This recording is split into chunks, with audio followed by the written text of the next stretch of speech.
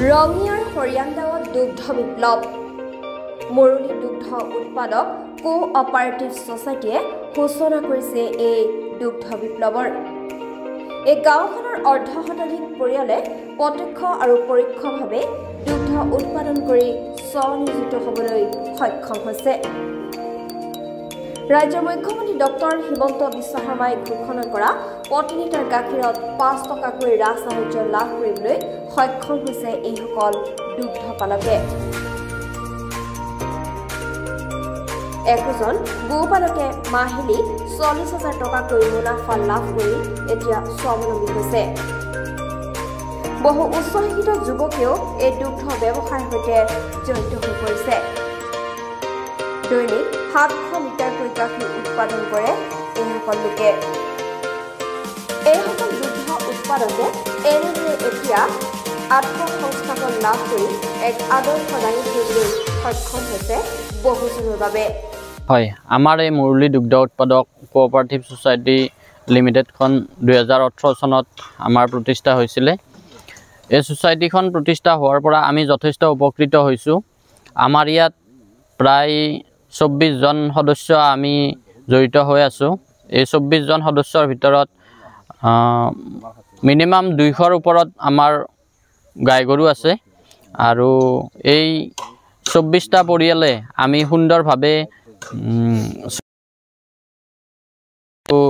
আমাৰ এই ছ'চাইটিখনৰ মানে প্ৰতিষ্ঠাৰ ক্ষেত্ৰত আমাৰ স্থানীয় বিধায়ক মাননীয় ভৱেশ কলিতাদেৱে আমাক যথেষ্টখিনি সহায় কৰিছে আৰু এতিয়ালৈকেও তেখেতে আমাক মানে প্ৰতি ৬ মাহৰ মূৰত বা ৮ মাহৰ মূৰত আহি আমাৰ এই ছ'চাইটিখন ভিজিট কৰে। আৰু লগতে আমাৰ মাননীয় মুখ্যমন্ত্ৰী মহোদয়ে যি প্ৰতি লিটাৰত ৫ টকা ৰাজসাহায্য প্ৰদান কৰিছিল, আমি এই ৫ টকা ৰাজসাহায্যটো আমি পাবলৈ সক্ষম হৈছোঁ। আৰু ইয়াৰ জৰিয়তে আপোনালোকৰ জৰিয়তে মই আমাৰ অসম চৰকাৰক এইটোৱে অনুৰোধ কৰিব বিচাৰিছোঁ, আমাৰ এই দুগ্ধ বিপ্লৱত মানে চৰকাৰৰ ফালৰ পৰা আমাক সহায় কৰি আৰু যাতে আমি আগবাঢ়ি যাব পাৰোঁ, অধিক উন্নত পথত যাব পাৰোঁ, তাৰ বাবে আমাক সহায় কৰে যেন, এইখিনিয়ে মোৰ ক'ব লগা। ২০১৮ চনতে যি ৰেজিষ্ট্ৰেশ্যন হৈছিল আমাৰ এই মুৰুলী দুগ্ধ উৎপাদক কোঅপাৰেটিভ ছ'চাইটিখন, তেতিয়াৰে পৰা আমি আপ্ৰাণ চেষ্টা কৰি আজিলৈকে আমি ২৪জন গোপালকে মানে যুদ্ধ বিগ্ৰহৰ মাজেৰে আৰু আমি এতিয়ালৈকে মানে গো পালন কৰি আছোঁ। আৰু এই গোপালন কৰি থকাৰ ক্ষেত্ৰত আমাৰ স্থানীয় বিধায়ক সন্মানীয় ভৱেশ কলিতাদেৱে যিখিনি আমাক সহায় সহযোগিতা আজিলৈকে মানে কৰি আছে, তাকো আমি আমাৰ মুৰুলী দুগ্ধ সমবায়ৰ তৰফৰ পৰা আমি তেখেতক আন্তৰিক অভিনন্দন জ্ঞাপন কৰিছোঁ।